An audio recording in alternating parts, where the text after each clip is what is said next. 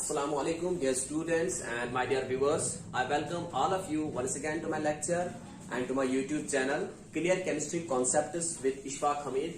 And today we are going to discuss a few more properties of potassium dichromate. We have already discussed its color, its melting point, its oxidizing properties. Now we will discuss some tests. So first our topic is properties of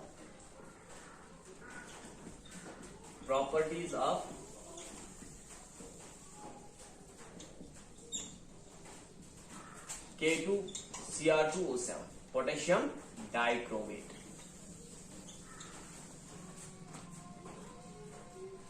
Today we will discuss a test which is called as chromyl chloride test, which is called chromyl chloride test, which takes place by the presence of potassium dichromate. So in this very test हम क्या करते हैं, एक तो इस test में there is the reaction between chloride ion plus H positive ion. Chloride ion जो होता है ये किसी भी जो हमारे पास क्लोराइड्स होते हैं, ठीक है, जो क्लोराइड आयन उसमें होते हैं, they react with H positive and H positive is given by the acidic medium. जो एसिडिक मीडियम हम बनाते हैं H2SO4 में डाल देते हैं, तो उसकी वजह से this is the reaction between chloride ion and the H positive ion which is provided by H2SO4 और we can say which is provided by any acidic medium. ठीक है, तो यहां पे होता क्या है, इसमें हम सबसे पहले क्या करते हैं, we take potassium dichromate. This is potassium dichromate and this is reacted with any compound having chloride ion. So यहां पे पोटेशियम क्लोराइड ले रहा हूं मैं, ठीक है, पोटेशियम क्लोराइड प्लस हमें एसिडिक मीडियम देना है, सो हम H2SO4 को ले लेते हैं. When these three, potassium dichromate, potassium chloride and sulfuric acid, when they react, they give us chromyl chloride जिसकी फॉर्मूला CrO2Cl2 होती है, plus they also form potassium bisulphate KHSO4 plus, और यहां पे वाटर मॉलिक्यूल्स भी निकलते हैं. ठीक है, तो अब हम इसको बैलेंस कर देते हैं. बैलेंस करने के लिए हमें यह देखना होता है कि number of atoms in the reactant side should be equal to the number of atoms in the product side. This is the law of conservation of mass. ठीक है, तो हमें यहां पे law of conservation of mass को apply कर देना है. तो अप्लाई करने के लिए हमें सारे एटम्स को इन द रिएक्टेंट साइड जो है उनको बराबर बनाना है atoms in the product side. तो ऐसा करने के लिए हमें यहां पे पोटेशियम क्लोराइड जो है this should be multiplied by 4 and जो H2SO4 है इसको 6 से मल्टीप्लाई करना पड़ेगा. जो यहां पे क्रोमाइल क्लोराइड और जो हमारे पास यहां पे पोटेशियम बाइसल्फेट मिलता है इसको 6 से मल्टीप्लाई करना पड़ेगा एंड दिस क्रोमाइल क्लोराइड को 2 से मल्टीप्लाई करना पड़ेगा एंड वाटर मॉलिक्यूल को 3 से मल्टीप्लाई करना पड़ेगा. तो it means that when 1 mole of potassium dichromate reacts with 4 moles of potassium chloride and 6 moles of H2SO4, they produce 2 moles of chromium. They produce 2 moles of chromial chloride and 6 moles of potassium bisulfate and 3 moles of water. ठीक है, तो इसका जो यहां पे नाम है this is chromyl chloride.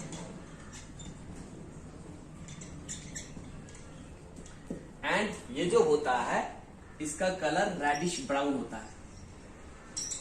This is reddish brown colour. ठीक है, और ये वाला जो टेस्ट है हम उसको यूज करते हैं for the detection of chloride ion. Chloride ion का डिटेक्शन के लिए हम इस टेस्ट को यूज करते हैं इन क्वालिटेटिव एनालिसिस. जब हम क्वालिटेटिव एनालिसिस जो हमारे पास आयन्स होते हैं उनकी करते हैं, तो अगर हमारे पास क्लोराइड आयन है उसकी क्वालिटेटिव एनालिसिस के लिए हम क्रोमाइल क्लोराइड टेस्ट यूज करते हैं, ठीक है। तो this test is used for qualitative analysis, this test is used for qualitative analysis of chloride ion, ठीक है। लेकिन ये वाला जो टेस्ट है बहुत सारे क्लोराइड आयन जो है इसे नहीं देते, ठीक है। जैसे फॉर एग्जांपल क्लोराइड आयन्स का क्या, जैसे हमारे पास पोटेशियम क्लोराइड जो है दिस गिव्स क्लोराइड, जो क्रोमाइल क्लोराइड टेस्ट है इसे देता है, ठीक है। लेकिन अगर हमारे पास क्लोराइड्स ऑफ सिल्वर है, ठीक है, अगर हमारे पास AgCl है तो वो इस टेस्ट को नहीं देगा, वहां पे क्रोमाइल क्लोराइड जो है नहीं बनेगा, ठीक है। तो सिल्वर हमें ये टेस्ट नहीं देता है, लेड हमें, जो लेड है, लेड के अगर हमारे पास लेड क्लोराइड है, क्लोराइड्स ऑफ लेड है, तो हमें क्रोमाइल क्लोराइड टेस्ट ये नहीं देगा। तो इसी तरह से अगर हमारे पास क्लोराइड ऑफ मरकरी है तो वो भी क्रोमाइल क्लोराइड टेस्ट नहीं देते हैं, ठीक है। तो इसी तरह से अगर हमारे पास टिन की क्लोराइड्स है तो वो भी इस टेस्ट को नहीं दिखाते हैं, ठीक है। तो बोलने का मतलब ये है कि अगर हमारे पास सिल्वर क्लोराइड है, लेड क्लोराइड है, मर्क्यूरियस क्लोराइड है, या जो हम बोलते हैं स्टेनियस क्लोराइड है, तो वो इस टेस्ट को नहीं दिखाते हैं, they don't form chromyl chloride, ठीक है। और इसके बाद अब हम इसकी और एक प्रॉपर्टी पे जाते हैं, पोटेशियम डाइक्रोमेट की। This is the reaction with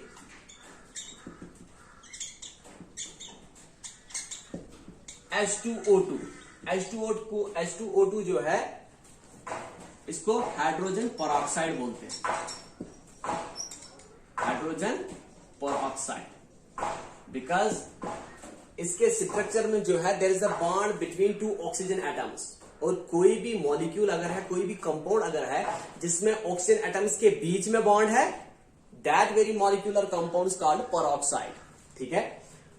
तो जब पोटेशियम डाइक्रोमेट को रिएक्ट करा देते हैं K2Cr2O7 plus when it's reacted with hydrogen peroxide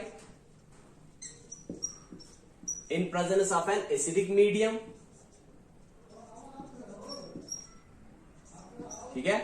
यहां पे एक तो हमें CrO2 ट्वाइस मिल जाता है, ठीक है।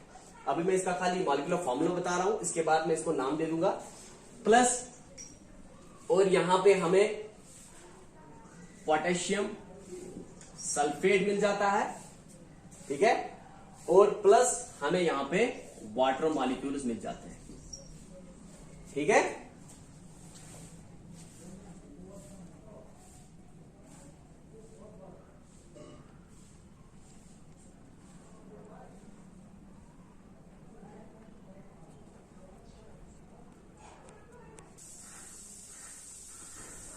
तो यहां पे अब हम इसको बैलेंस कर देते हैं, ठीक है। तो बैलेंस करने के लिए हमें हाइड्रोजन पेरोक्साइड को 4 से मल्टीप्लाई करना पड़ेगा, एंड यहां पे 2 मोल्स ऑफ दिस बन जाते हैं, ठीक है, एंड 5 मोल्स ऑफ वाटर मिल जाते हैं, ठीक है। ये तो आपको पता है कि this is potassium dichromate when reacts with 4 moles of hydrogen peroxide and 1 mole of sulfuric acid, they give us 2 moles of, इसका नाम है यहां पे क्रोमियम पेरोक्साइड भी बोलते हैं हम इसे, क्रोमियम पेरोक्साइड, और इसको क्रोमियम ऑक्साइड पेरोक्साइड भी बोलते हैं, और इसको क्रोमियम डाई पेरोक्सो ऑक्साइड भी बोलते हैं, ठीक है। यहां पे मैं और लिख रहा हूं, this very compound CrO2 twice, ठीक है, इसका नाम है क्रोमियम पेरोक्साइड और क्रोमियम ऑक्साइड पेरोक्साइड और क्रोमियम डाई पेरोक्सो ऑक्साइड। और ये आपको पता है this is potassium sulphate and here it is water. ठीक है, तो अब हम इसका स्ट्रक्चर देख लेते हैं क्रोमियम पेरोक्साइड का। इससे पहले मैं आपको बता दूं दिस इज, इसका जो कलर होता है, ठीक है, दिस इज ब्लू कलर। इसका जो कलर होता है ये ब्लू होता है। ठीक है, ब्लू कलर होता है ये। तो इसका जो स्ट्रक्चर होता है this is like this, Cr, यहां पे ऑक्सीजन, ठीक है, और इन दोनों ऑक्सीजन के बीच में बॉन्ड होता है, इसकी वजह से इसे पेरोक्साइड बोलते हैं। ठीक है, it is peroxo because here is the bond between two oxygen atoms. ठीक है, तो इसीलिए इसको बोलते हैं क्रोमियम ऑक्साइड पेरोक्साइड। ठीक है, या इसको बोलते हैं क्रोमियम डाई पेरोक्सो ऑक्साइड। ठीक है, और इसमें जो क्रोमियम होता है इट्स इन +6 ऑक्सीडेशन स्टेट। और जब हम इसको, जो हमें यहां पर प्रोडक्ट्स में मिला है, जब हम इसको बड़ी देर तक स्टैंड रख देते हैं, एज सच रख देते हैं, बिकॉज यहां पे एसिडिक मीडियम प्रेजेंट है, यहां पे H2SO4 हमने डाला हुआ रिएक्शन में, तो यहां पे H पॉजिटिव प्रेजेंट है। इसकी वजह से यहां पे जो पहले हमारे पास जो सॉल्यूशन था it was blue coloured because of the presence of chromium diperoxo oxide. ठीक है, बिकॉज ये ब्लू कलर्ड होता है। और जब हम इसको बड़ी देर के लिए रख देते हैं, एज सच स्टैंड रख देते हैं, because of the presence of H positive, ये जो क्रोमियम डाइपेरोक्सो ऑक्साइड है it gets converted into chromium sulphate. ठीक है, और जो क्रोमियम सल्फेट होता है it is green in colour. तो सॉल्यूशन जो है वो ग्रीन बन जाता है, वो अब ब्लू नहीं रहता because of the formation of chromium sulphate. ठीक है,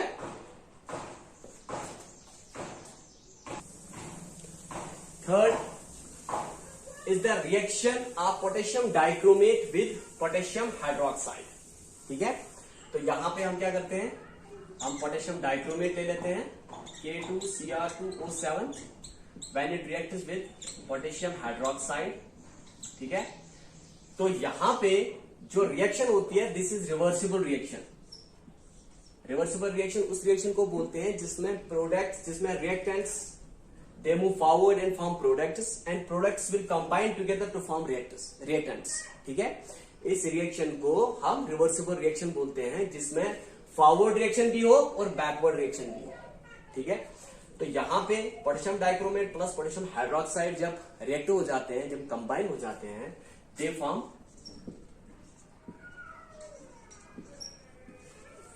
एक तो यहां पे हमें पोटेशियम क्रोमेट मिल जाता है प्लस, और यहां पे वाटर मॉलिक्यूल मिल जाता है। ठीक है, अब हम इसको बैलेंस कर देते हैं। यहां पे 2 टाइम्स पोटेशियम है, यहां पे भी 2 टाइम्स है, 2 + 1 = 3 times in the reactant side, और यहां पे 2 टाइम्स ही है। तो अब हम क्या करेंगे, इसको 2 से यहां से मल्टीप्लाई कर देते हैं। ठीक है, और इसकी वजह से यहां पे भी हमें 2 से मल्टीप्लाई करना पड़ेगा। अब जो number of atoms in the reactant side है they are equal to the number of atoms in the product side. ठीक है, तो इसमें क्या होता है, this is called a reversible reaction. Reversible reactions are the reactions in which reactants combine to form products and products when their concentration increase they combine to form back reactants। ठीक है, तो इसमें क्या होता है, एक तो यहां पे डाइक्रोमेट आयन है Cr2O7 डाइनेगेटिव। ठीक है, this converts into chromate ion CrO4 dinegative. ठीक है, CrO4 डाइनेगेटिव में तो जो क्रोमेट आयन है it's orange in colour, reddish orange होता है ये। ठीक है, जो क्रोमेट आयन है इसका जो कलर होता है दैट इज रेडिश ऑरेंज, या हम उसको ऑरेंज बोल देते हैं। एंड जो क्रोमेट है this ion is yellow in colour. ठीक है, dichromate ion is orange in colour because of the charge transfer. ठीक है, एंड जो क्रोमेट आयन होता है this is yellow in colour.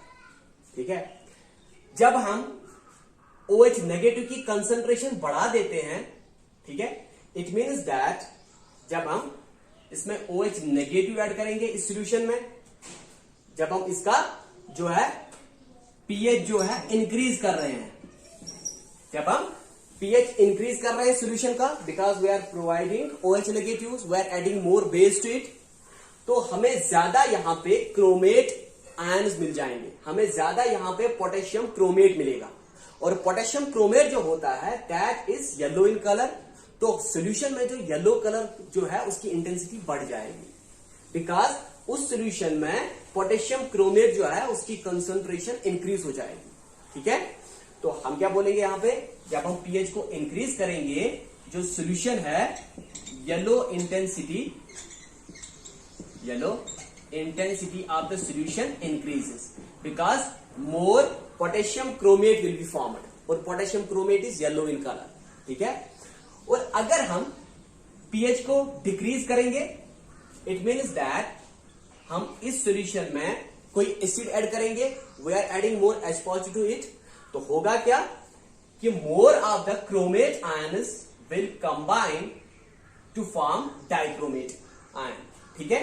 तो उस वक्त क्या होगा, जो सॉल्यूशन में which is yellow in colour, ठीक है, इसमें क्रोमेट आयन जो है दे विल, उसमें क्या होगा, chromate ions will back to, वो वापस बैकवर्ड रिएक्शन चलेगी यहां पे, तो बैकवर्ड रिएक्शन में हमें यहां पे पोटेशियम, हमें यहां पे ज्यादा डाइक्रोमेट आयन्स मिलेंगे, और वी कैन से अगर हमने यहां पे H पॉजिटिव बढ़ा दिए, H पॉजिटिव बढ़ाने का मतलब अगर हम pH को कम कर रहे हैं, more of the potassium chromate will combine to form potassium dichromate, ठीक है। तो हम यहां पे लिखेंगे इफ pH डिक्रीजेस, अगर हम pH को डिक्रीज करेंगे, pH डिक्रीज करने का मतलब कि ज्यादा जो क्रोमेट आयन्स है, ठीक है, ये बैकवर्ड रिएक्शन में हमें यहां पे डाइक्रोमेट आयन्स बना देंगे, और जब डाइक्रोमेट आयन्स ज्यादा बनेंगे तो सॉल्यूशन जो है उसका कलर ऑरेंज बन जाएगा, ऑरेंज कलर की जो इंटेंसिटी है वो इंक्रीज हो जाएगी, because more of the dichromate ions will be formed, ठीक है। तो इस वक्त जो है reaction will move in the backward direction, ठीक है। जब हम pH को डिक्रीज करेंगे, it means that we are providing H positive ions, और H पॉजिटिव आयन्स की वजह से क्या होगा, ज्यादा क्रोमेट आयन्स जो है वो कन्वर्ट हो जाएंगे into dichromate ions, it means that yellow colour of the solution will get converted into orange colour of the solution, और we can say orange colour intensity of the solution will increase,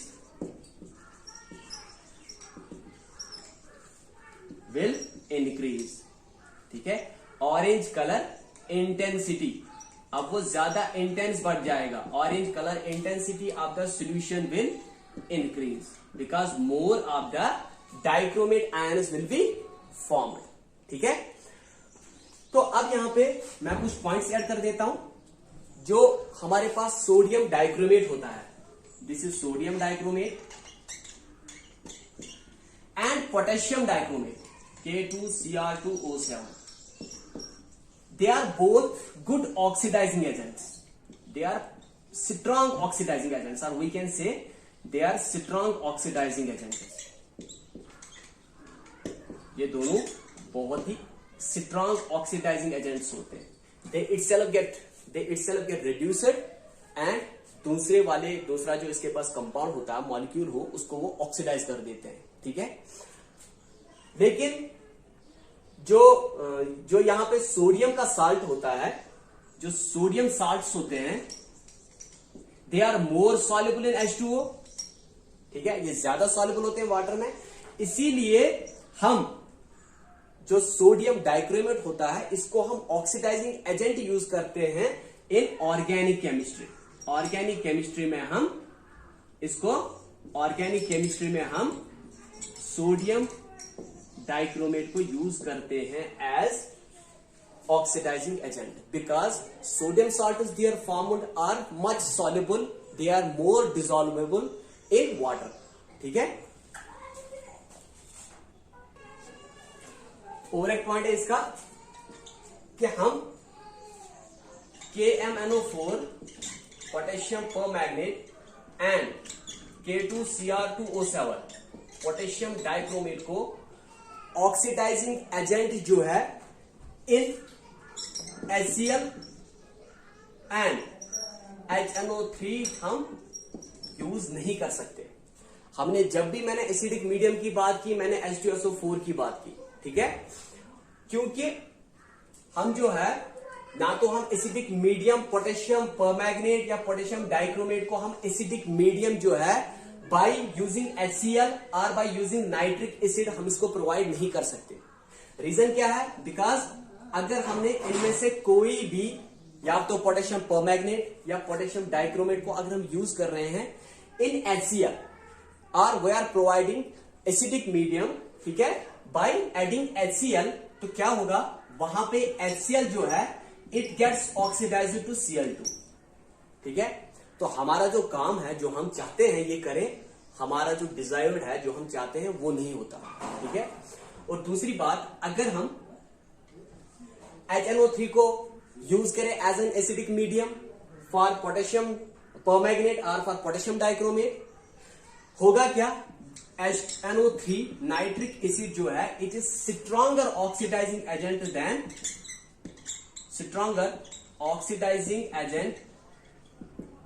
then potassium permanganate, ये इनसे बहुत ज्यादा strong oxidising agent है। And potassium dichromate, this is more oxidising agent than potassium permanganate and potassium dichromate.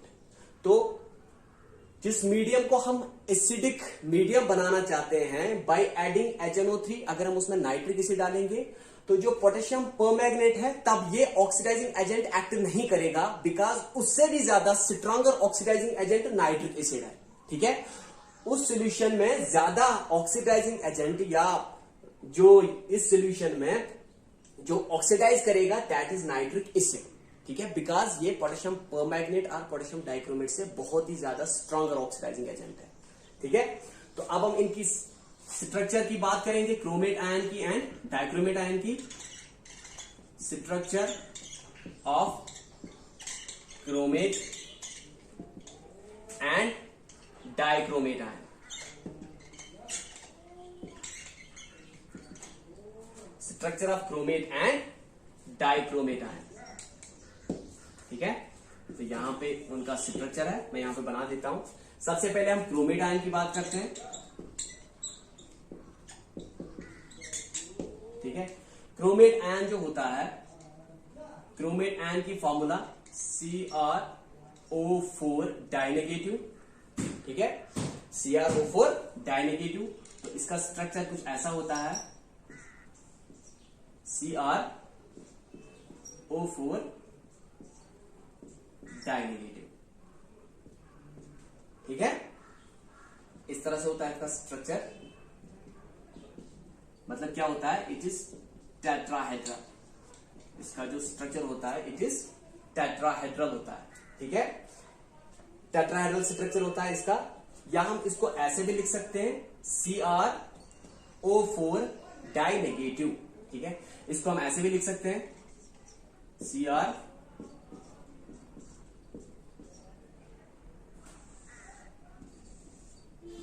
इसको हम ऐसे भी दिखा सकते हैं, ठीक है। इसको हम ऐसे भी दिखा सकते हैं CrO4 डाइनेगेटिव, ठीक है।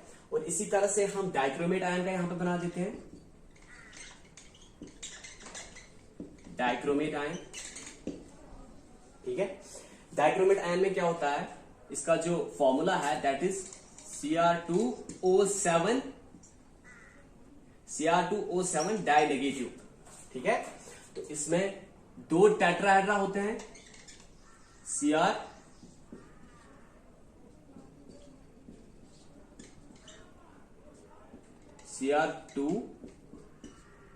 ठीक है, Cr2, ठीक है, O7 1 2 3 4 5 6 7 and dinegative. Here is the negative charge and here is the negative charge. इसमें क्या होता है? डाइक्रोमेट आयन में यहां पे दो टेट्राहेड्रा है, यहां पे तो एक ही था, यहां पे वही दो है, और जिन्होंने एक ऑक्सीजन एटम को शेयर किया हुआ है, ठीक है।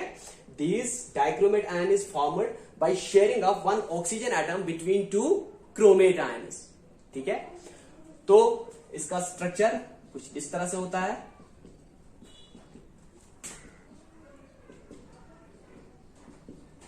ठीक है। Cr2O7 डाइनेगेटिव, या फिर हम इसको ऐसे भी लिख सकते हैं जैसे मैंने क्रोमेट आयन में बनाया था, ये भी Cr, ठीक है, O,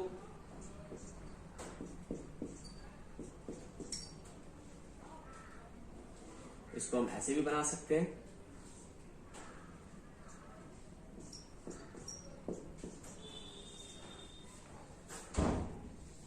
इसको हम ऐसे भी दिखा सकते हैं, ठीक है। जैसे क्रोमेट आयन में मैंने बनाया था, यहाँ पे एक ही टेट्राहेड्रा था, और डाइक्रोमेट में दो टेट्राहेड्रा होते हैं which are formed by the sharing of one oxygen atom at corner of the tetrahedra, ठीक है। और इस स्ट्रक्चर को हम बोलते हैं दिस इज टेट्राहेड्रल स्ट्रक्चर, ठीक है। इसी तरह से मीथेन का भी सेम स्ट्रक्चर होता है जिसमें कार्बन की हाइब्रिडाइजेशन sp3 होती है, और इसका स्ट्रक्चर और मीथेन का स्ट्रक्चर सेम होता है। उस स्ट्रक्चर को हमने बोला था दैट इज टेट्राहेड्रल स्ट्रक्चर। इसी तरह से इस स्ट्रक्चर का भी नाम है टेट्राहेड्रा, और यहां पे दो टेट्राहेड्रा होते हैं, this is one tetrahedra and this is another tetrahedra. They are joined together by sharing of one oxygen atom, ठीक है। और ये जो है structure this is the structure of potassium, this is the structure of dichromate ion.